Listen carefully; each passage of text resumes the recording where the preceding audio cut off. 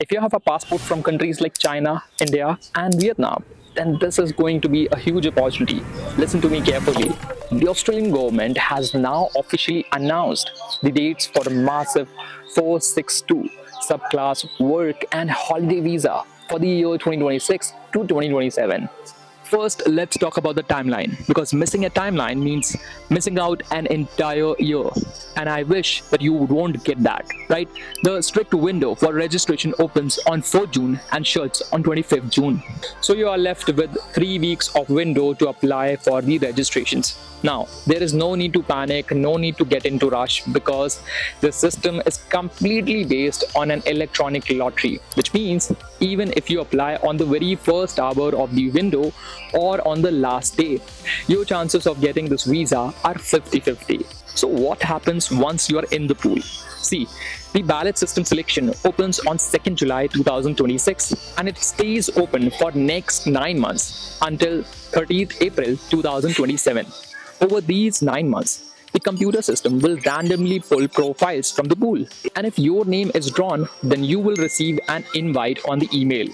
Always remember, this ballot system does not automatically grant you visa. It only invites you. You have to apply for it.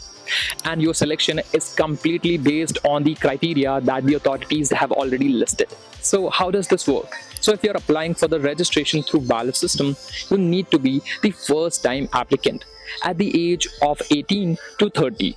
At the same time, you need to pay a non-refundable fee of 25 Australian dollars. If you get selected, then you have to be ready with your documents. These documents include that you must have a university degree, a diploma, or at least a post-secondary undergraduate of 2 years. On top of that, you have to show proof of funds, which means you must have a bank balance worth 5,000 Australian dollars. This is to showcase that you can sustain yourself in the initial phase in Australia. At the same time, enough funds for you to book a flight back to home. At the same time, you also need to prove certain basic level of English proficiency. A band score of 4.5 in IELTS or a total score of 30 in PT Academic can work. Alternatively, if you have completed your studies, primary studies, and 3 years of secondary studies in an institutions where instructions were all given in English, then you can use that instead of taking the test. Remember, the visa grants you 12 months to stay in Australia. At the same time, 4 months to work.